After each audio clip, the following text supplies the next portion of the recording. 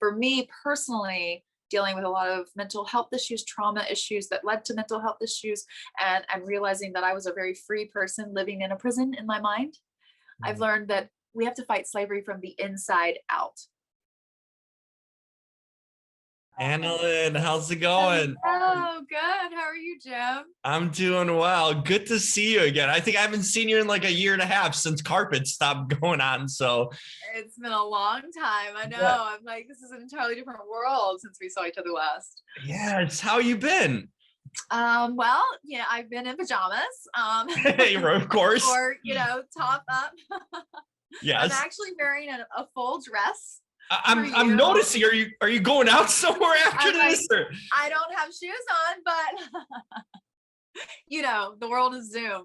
Yes. But no, it's crazy because this film we actually did 2 years ago. And I remember you were telling me you were in Florida. I think you were going between Florida and like Cambodia, I think, or somewhere across the world to film it at the time. I remember. I'm like, oh my gosh, that's the film that you were filming out in Florida. It's crazy. It's crazy how, it felt like time stood still for a good portion of last year, but then with this, it feels like time has just flown by. So yeah, crazy. Where are you currently at? I know you're always around the globe, so I'm just wondering where you're. Honestly, Tim, I have no idea. No, I am technically in Los Angeles at the moment. We'll see how long that lasts. Yeah, that's probably not going to last knowing you very long.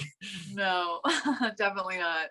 Where are you? I'm in Chicago. I've been in Chicago for the past year with family. I'm hoping to make my way back to LA this summer. All my stuff is in storage out in LA. So when the pandemic started, I kind of just like abruptly packed the car and drove back out to Chicago, and I've been here for the past year, and it's been good. It's been good reconnecting with family and friends, but now that things are opening up everywhere, so I'm kind of ready to get back to LA and see where my stuff is at. The West is calling you. Your storage unit is calling you. Yes. Especially since today in Chicago it is 48 degrees and raining. Okay. Oh yeah, no, come home. Yeah, it's like I've had enough of that. It's like we're almost in June and it's Memorial Day weekend. Yeah. It's raining and cold. That's rude. That's so rude. Good. Well, you know what's funny? I recently literally spoke like a few weeks ago to Rick and Rachel. We had an awesome one. Yes. We're talking about the baby and how they were saying how amazing you are of an aunt, how spoiled the child is. So it was just so much fun to talk to them and see how. And I asked about you, of course, and yes, Jude is very spoiled by Auntie Anna. I was there last weekend, actually. He is the apple of my eye, and a nice reminder of why it's so great to be able to give children back to their parents. Remember, I once asked you on the carpet, I'm like, any idea of if you want to have kids or not? And you're like, well, I have like thousands of kids that, orphan kids that you take care of, but now it's Rick and Rachel's baby Jude. I mean, any decisiveness? There are so many children, indecisive as ever, but there are so many children in my world. I think it's interesting. I think I will always be a wonderful auntie and godmother and fairy mother and mother to all. But I don't know if kids are in the car for me. I don't know if that's my thing this lifetime. Well, you're just taking care of everyone else's kids all around. So I mean, there you go, Jim. You know what's up. Yeah, I know what's up.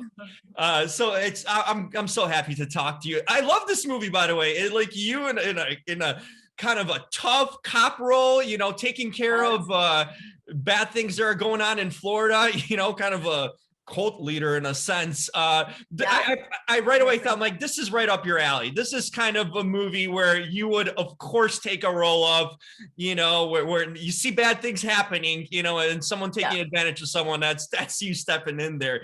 So definitely. I'm ever the vigilante. Yes, absolutely. And I loved you in this role. Tell me about this. I know we talked about it so long ago. It seemed like it happened a few years back, this film, but now getting to finally see it. It was kind of like a darker film in a lot of ways too for you, and just more like a legitimate kind of a thriller where I think there's some reality of sprinkled in, especially knowing what goes on in the world, the the craziness and some of the dark sides that we don't see. I imagine this was somewhat personal to you when you saw the script a bit. Oh, absolutely. I mean, I've definitely dabbled in the darker. I've played a lot of roles that in the independent film world that are more of the cult, leader Ronnie Jean Blevins' character, about that are more his kind of vibe. And those characters are fun to dive into, but you're obviously not that person, and you go home and you're like, okay, I'm somebody else. But it was interesting to read the script. John Carlo, the writer and director, first time director, which is shocking. Yeah. He did such an amazing job, but he's been in the world of filmmaking for a long time, so he knows what he's doing. But this is his baby.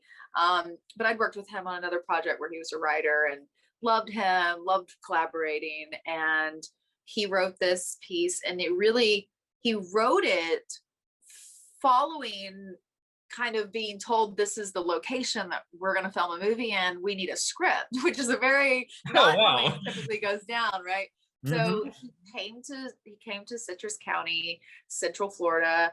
He spent several weeks, months there prior to the film, just kind of taking in the area, taking in the space, seeing what it was all about, and found some found some colorful things going on. I'd imagine. And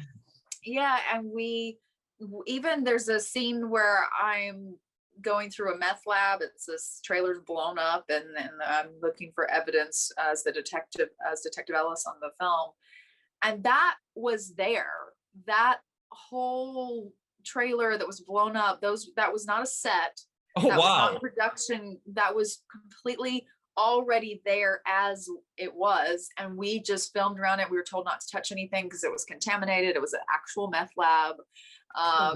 What was heartbreaking about it was that I of course didn't follow a protocol, and I went in and started exploring because I was like, what the hell is this? And there were baby clothes and baby toys inside this meth lab, so it just breaks your heart. I mean, for me, I see all sides of the human dynamic, so it breaks my heart for the children. It breaks my heart for the individuals who are losing the beauty of children, which, as you said, I have a lot of kids in my life, and I know the beauty that they bring into our world, that they're so much in pain or dealing with mental health issues or whatever it is that gets you on that downward spiral, that they brought children into this world, and they're doing that in front of them with them there. And I just, that was pretty heavy. And I was definitely grateful to be a part of the project, because we have to highlight these things. We have to talk about these things, and the entertainment industry is a great way to shed light on things that are a little bit in the darker corners of our world. You've always been a vessel for that, especially with your projects and your work outside of it. It's been kind of your life mission in so many ways too. So I like how you're combining that with your work now too, that you're bringing two in one in a sense, spreading the message and making some kind of meaningful film, because that's the cool thing about films, that you can really do projects that are not only meaningful, but for you personally, but impact others too in the same way, or open up your eyes to something that we're not aware of in so many ways. Absolutely. And I always think that's cool. Yeah, I love when you get the opportunity, when life imitates art, imitates life, right? But I also love the world that's explored in this film, in the sense of the human story of it all, and the duality of we're not good, we're not bad, we're both, we're all, we're not, when we start putting labels on people, it's when we lose the truth of who someone really is. And Detective Alice is not all she's cracked up to be. I mean, well, yeah, that's normal. We all have flaws. Exactly. That's what I like about it. Yeah. She's human. She's got a side to her that, that she's not being, necessarily above board on. And that exploration was very real and very human to me. And I love that aspect of her. I love all of the young kids in the film, and the actors playing them. Working with Sif, the young woman who I worked closely with, who's on the other side of the tracks. She was brilliant to work with, just really raw and brought so much to it. And Ronnie was just like, that's his film. He literally just, he's so profound. Ronnie Jean is just a unbelievable talent.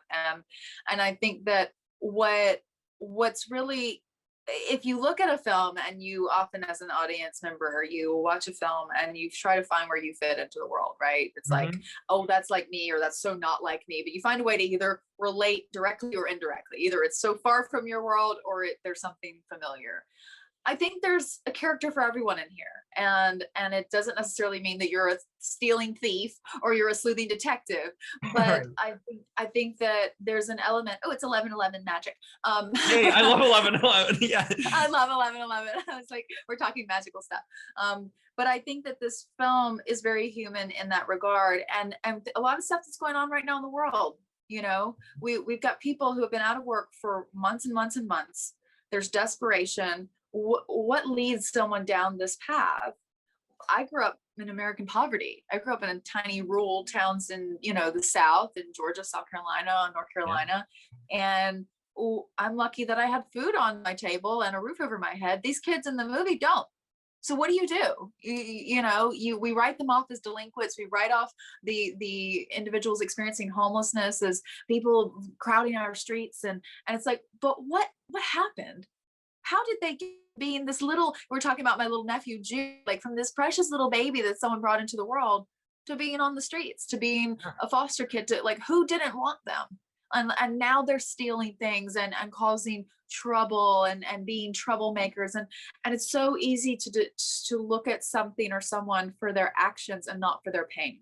And I love that this film dives into our human pain. And that's what's really cool about the project. Oh, that's so well said. And you're right. There's always a story. Like, people aren't born on the streets in a lot of cases too, and it's like, now from what I've been hearing from my friends in LA, now after this pandemic, they're saying there's so many more homeless people on the streets. And that's so sad, because that's been an issue that hasn't really been addressed ever. I come back to Chicago and it's like, you don't see that, luckily, on the streets. And just like, why do we even allow this to happen in LA with such a big county and so many potential ways to help out these people, and we just kind of always turn a blind eye, like it's part of our, like it's part of the existence of society. I always wonder that, especially being kind of an out-of-towner, why this goes on and why do we let it to get to that point? It always bothered me.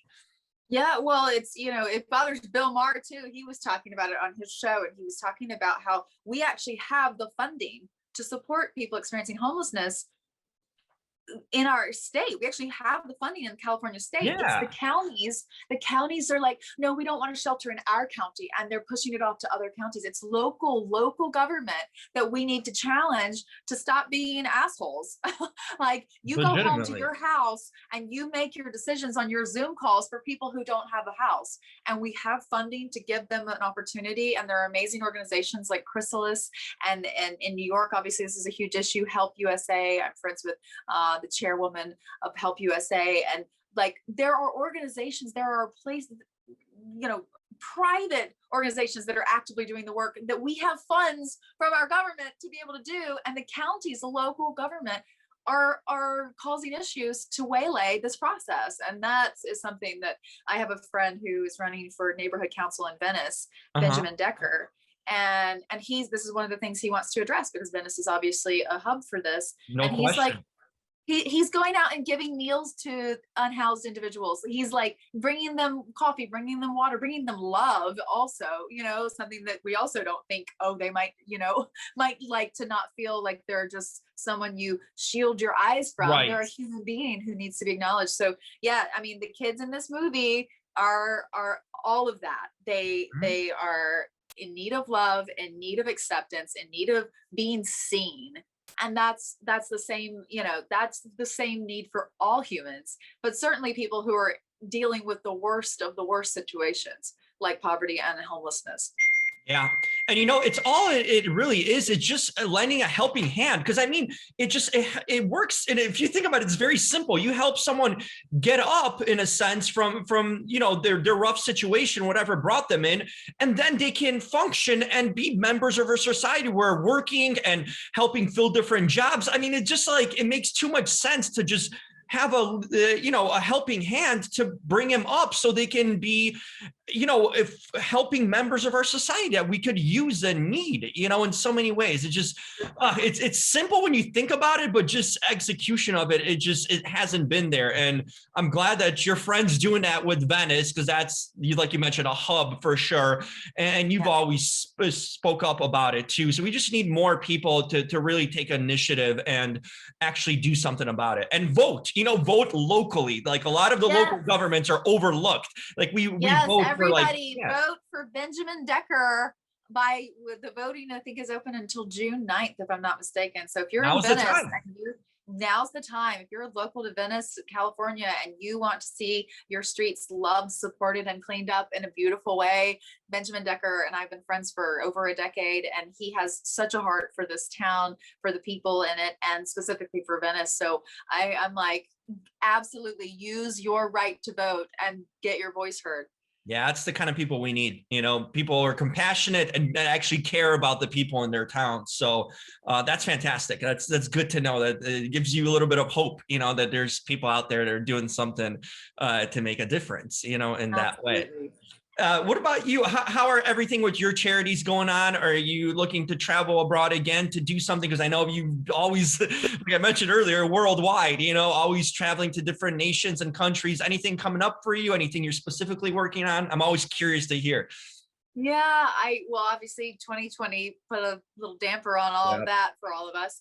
So 2020 was the first year that I did not get to go to Cambodia and bring Santa's sleigh to my girls and survivors of human trafficking and the local communities in Cambodia. But as soon as I can, I will be back there. I miss my baby so much. We did like a virtual holiday event. Oh, really? Did. How did that go? Yeah, so I got to see my girls and we danced and sang and did all the things. But to get those little hugs, I miss those little hugs. But Southeast Asia is really being hit right now. Cambodia, India is horribly. Oh, yes.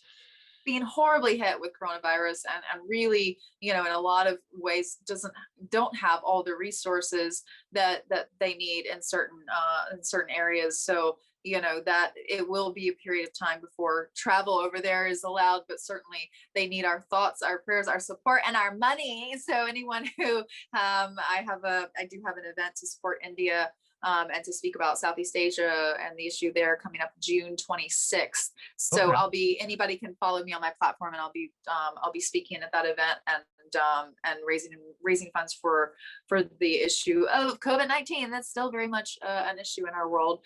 But I launched the Love Storm, and I think you and I talked about this, but I was in the process of doing this when we spoke last. But I launched the Love Storm, which is a global campaign to end human trafficking.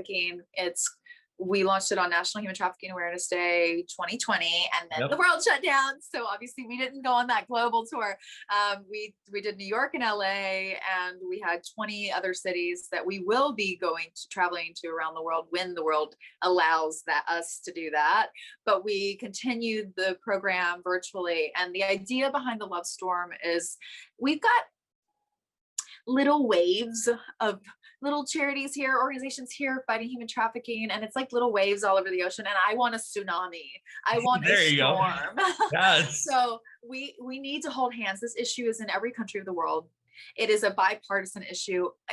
If you're a human who thinks that selling another human is okay, then there's the conversation that you need to have with mama over here. And no doubt about it. Come to mama conversation. We understand, when I started working with this issue, nobody was talking about it. Now, thankfully, the world is aware that this is a global issue, but because it's a global issue, we have to join hands on it. We have to be connected. So the Love Storm initiative is about personal stake, so enlisting the individual in this cause, but also raising awareness on the local level for local organizations around the world that are doing this incredible work. And how can we work together? How can we join in, in a unified way to fight this issue? Because obviously thousands and thousands of years of slavery, we haven't ended it yet. We need to do it in a different way. And we need to come about it in a different, from a different perspective. And for me personally, dealing with a lot of mental health issues, trauma issues that led to mental health issues, and realizing that I was a very free person living in a prison in my mind. I've learned that we have to fight slavery from the inside out. you can't clean up the outside and not clean up the inside. So the idea is inviting individuals in and asking you to look at yourself and look at where in your life you're enslaved, because slavery is 7.8 billion people strong.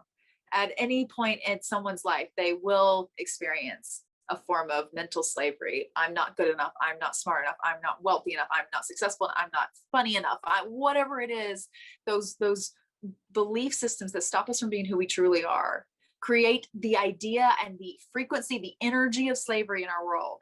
And we have to fight. We have to combat the idea with a better idea. And freedom is a better idea. So when we set ourselves free, we take a step towards setting our world free. So it's this kind of almost existential, if you will, approach to this very tangible issue of modern day slavery. But we need both, because just fighting the tangible issue so far hasn't worked. So we need to do something else. We need to do something else. We need to do more.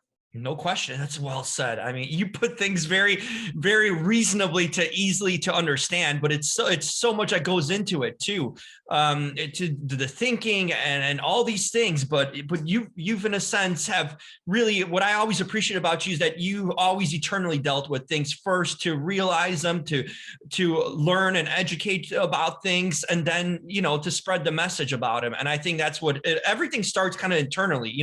Each individually. Each person did something or kind of, had a self-educational moment. I think that's how it spreads, in a sense, the positivity and a better mindset. It all comes from us.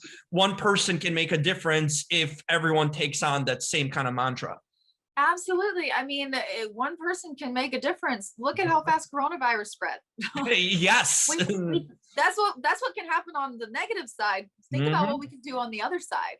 If one person can spread something around the world like that, and it wasn't just coronavirus that was spreading, fear spread too. So if we can spread a belief system around fear, we can also spread love. And that's what the love storm is about. It's a storm of love. I love the concept. With love. It's not a little mamsy pamsy tree hugging love either. I'm gonna knock you down with my love. That's what we need, because there's enough negativity and just hate and everything in a world, and love not only should be easier and feel better, but we don't incorporate it enough, and I think that's such a attainable thing we could actually do. It really is. Tell me more about the thing recently kind of been making the news about you, the DID, I believe, right, that you spoke about. Tell me more about this, because every time I hear something from you, either I talk to you or read about you, I always learn something new. I always feel like, even with the trafficking, I found myself researching things when you mentioned how it was happening in the United States, and I was like so blown away from it. So every time I hear from you, I learn something. Tell me more about this, because that also caught my attention, obviously, and another just thing that kind of self-realization too. Yeah, well, I mean, I think, again, I can relate all this back to a feral state. I can relate all this back to the movie. I mean, these kids suffered severe trauma, a lot of them, and that's a lot of the backstory of kids on the street, foster kids. For me personally, I'm a survivor of sexual abuse as a child. I was experiencing that for years as a kid, and the mind wants to protect itself. So I was diagnosed with DID, which is dissociative identity disorder, formerly and incorrectly known as multiple personality disorder. And my lovely industry did a number on all of us who suffer from this. And there are a lot more than just the 1% to 2% of the population that is the statistic. Trust me, it's a lot more. I'm sure that's a low number. It can be right. It's often misdiagnosed, and it's certainly underdiagnosed. But the myth that was so horribly perpetuated by so many very popular films in Hollywood put forth this notion that an individual is suddenly splitting into a total different personality, meaning that I could, today I'm AnnaLynne and American, and maybe tomorrow I'm South African, and then I'm British. And I mean, it's like, it's just fantastical. And that's what it should be, fantasy. It's not real life. What sufferers like me experience, or I'm grateful to have integrated as of March of 2019 with the help of my doctor and a lot of work on myself. I'm sure. But prior to that, I would experience fragmented portions of my own identity. So that's why it's been relabeled correctly by the Diagnostic Statistics Manuals. So it's now dissociative identity disorder, because I'm essentially disassociating from certain parts of my identity that weren't safe to experience when I was going through the severe trauma that I went through. And that went into my life and became exacerbated by anything that I dealt with that triggered flare up from trauma memories or anything that I might have gone through in the past.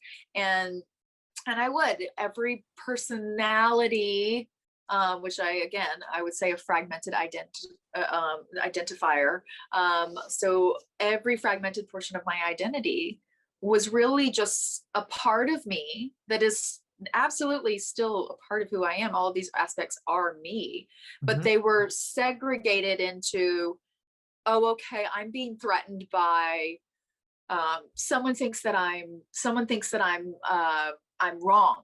And when I got things wrong as a child, the world would end. Scary things would happen to me if I did something wrong. So, okay, I had to create a protective altar to cope with how terrifying it was to make a mistake or to get something wrong. So that altar would become this really like defensive, tyrannical dictator of a person, and that part of me would come out, and she would get trapped in the light, so to speak. That was who I was in those spaces, and I couldn't pull myself back from that. I couldn't just like, oh, I'm sorry, I'm having a bad moment. It was like, no, I am this is who I am. And there's a sense of self and ownership of self in that moment, but then that moment changes and then I'm something else. So it was always protective. It typically is about protection. That's what the brain was doing to begin with. It's a coping mechanism that helped me as a child and did not serve me as an adult. So I had to get treatment and had to get help. And in the process, I found things, and a lot of sufferers, this is, you don't know to know that you have this. And I always ask, what are the extremes? Like, are you experiencing extremes? Are you extremely withholding? Are you extremely promiscuous? Are you extremely excessive or extremely asexual? Are you extremely rigid or extremely chaotic? If you notice that you do anything in extremes, there's something there. Ask why. Why are you here? Why is this extreme? What is this? With compassion and kindness, which we don't offer ourselves. I had to learn self-compassion. I had to learn self-forgiveness. I had to learn self-love in this process through treatments like EMDR, which is a PTSD treatment, so post-traumatic stress disorder treatment that the government uses for survivors of the war, veterans who come home. The first thing that the number one recommended treatment for them, and our government uses it, is EMDR, which is eye movement desensitization and reprocessing. It allows access, so it's bilateral temporal lobe activation, which means both lobes are activated at the exact same time, and allows the CEO brain to, in a safe space, in safety with the doctor, with, no war zone, no trauma around you, to be able to relook at those memories with the CEO brain and make sense and reduce the emotional charge connected to them. So I went through a very extensive, intensive process of 5 days a week. I dropped out of life because of, forgive me, I had a call coming through. I dropped out of life because of what I was experiencing. It was so severe. I was having convulsions in body, like it looked like I was having a seizure. My body was reliving my traumatic moments involuntarily. So it's all physical too that began. Yeah, for me, it was very physical. So went through that, and I found a couple of treatments that people who aren't able to have full access to these kinds of treatments. And again, my insurance covered my EMDR. So thankfully that's something that's covered for me. And, but I also coincided along with that, doing a really profound treatment that you can do for yourself. And in a class with practitioners, breath work, holotropic breath work. Wim Hof teaches this breath work. There's another deeper one called pranayama, which is a 3-part stomach, heart, breath. You hyperventilate your body. A lot of times during trauma, we hold our breath, and trauma gets trapped in our body. Animals in the Serengeti, you will watch a gazelle that gets away from a lion. They will do a trauma dance. They shake trauma out of their bodies because it's an energy that gets trapped in the cells and makes the cells die. And it's literally cancerous to us. Wow. Animals instinctively shake it out of them. We hold it, freeze it, get to, pretend like we're fine, buckle up our bootstraps because that makes us strong. Absolutely fucking And it incorrect. stays in and it doesn't come out. Wrong. Yes. So breath work sends energy to those dead spaces, those spaces lacking oxygenation, and enlivens them. It's life force. Breath is. It's a little terrifying and it is not fun at first. I promise you, it gets better, but it is shitty at first. And I push through and I do it every day. I actually, a friend of mine was just telling me, what is the name of the place in West Hollywood? Oh, Artha. Artha Meditation Sanctuary. So there's a meditation sanctuary. There is a meditation sanctuary in West Hollywood called Artha, and it's basically, they have float labs, they have meditation, they have all the things. Oh, wow. But this has changed my life, and these are things that anybody can do.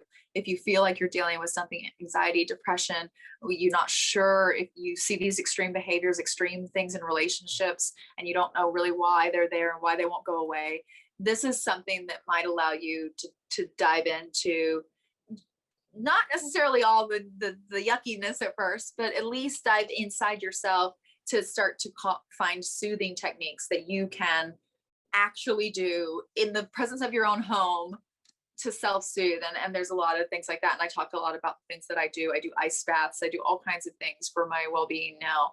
And there's a way out, Yeah, and it's doable, as you can say. If you can do it at home, I mean, that could be a life changer. I mean, I don't know anyone who doesn't deal with anxiety or stress. I mean, it's so prevalent in our society.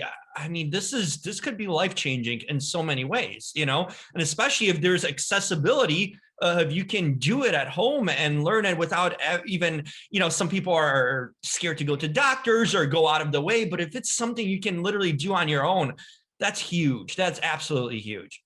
Absolutely. There's so many options. I definitely stand by my recommendation of EMDR treatment for severe PTSD. And again, anybody can do breath work. Anybody can do just mindful practice, like surfing or walking mindfully. Like, these are also, if you think that like you have to sit in the lotus position and say that's not what you have to do. It's just inviting stillness into your life. And I think that going back all the way full circle to the project, to Feral State, like, how different would this world be for these kids if we offered children these tools to regulate their nervous systems, to feel safe in their own body, so they feel safe in the world? Because the truth is, the world is just a perception that we project from our inside, from our internal world, right? And like, if your internal world is feeling terrible, the outside world looks scary too. And the opposite is also true. And I went from feeling like danger lurked around every corner and the world was out to get me, to feeling that there's a lot of love in this beautiful planet. And I'm grateful to be a part of it. And I'm grateful to wake up every day and be alive, when I used to be someone who tried to end my own life at least 4 out of 7 days a week. So it just goes to show that there's a light at the end of the tunnel, and that cliche is a cliche for a reason. So one thing I loved about you the most, you never kind of made yourself a victim. You always rose above your situation, because there's a lot of people that could have, what you've been through, and people who are in these situations want to give up or don't see the light, at the end of the tunnel. Well, I never show you that on an interview.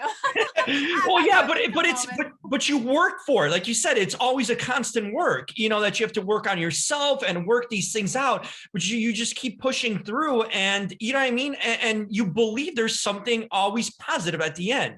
And that's like the goal. You're always reaching for something when things look bleak, or might be impossible. And I always appreciated that about you and respected that. You always see kind of the sunshine, and the rainbow at the end of the dark, stormy clouds. And that's so true about life too. And you know what? I think you really are an inspiration for a lot of people who can relate to you. I mean, in some way, all of us can relate to what you've been through in whatever essence, but to see that there's options, there's ways out. It's not a death sentence, in any way. So that's really cool. And like I said, I always learn so much from you whenever you speak. So this is something, again, I'm going to research, look into, and just learn and see maybe, you know, even personally what I can attain from it too. Yes, let So me this is great. know. I would love to. I talk a lot about this on my platform, so people can follow me at the. You have a podcast too, right? And yes, I was just gonna say, my old co-star, Shanae Grimes Beach from now, she and I launched the Unzip podcast, where we're talking about all these themes and so much more. We could dive into pretty much everything, but I'm so grateful to come hang out with you, Jim, for a little bit longer, and or again, and have some actual time this time to talk about these things. And I appreciate you highlighting them, because they're very personal to me, but I know that they're personal to everybody. We've all experienced pain. I just want a little more love in this world. Absolutely. And that's what we all want at the end of the day. I love talking to you. I'm so glad. You know, I started rewatching the 90210 again because I never finished the last season. So I'm kind of starting from the beginning, but it's cool. Oh, that's amazing. Yeah, from the start, because I got they just sent me a box set from CBS from the original. Like I got all the 9 or 10 seasons of the original. It came in this huge box. They never even sent me that. What? Yeah, they just came out with like a huge special, like box special of all the seasons, and I think the new one that they did too, like 2 years ago. So I'm like, oh, and I've been just rewatching the one you've been in. So I'm like, I'm on a 90210 binge right now all the way around. Oh my God, that's amazing. You're gonna have to give me your hookup, man. I mean, they should send one. It's just such a cool box set. I mean, it's awesome. So I will definitely pass it along. You should certainly get that.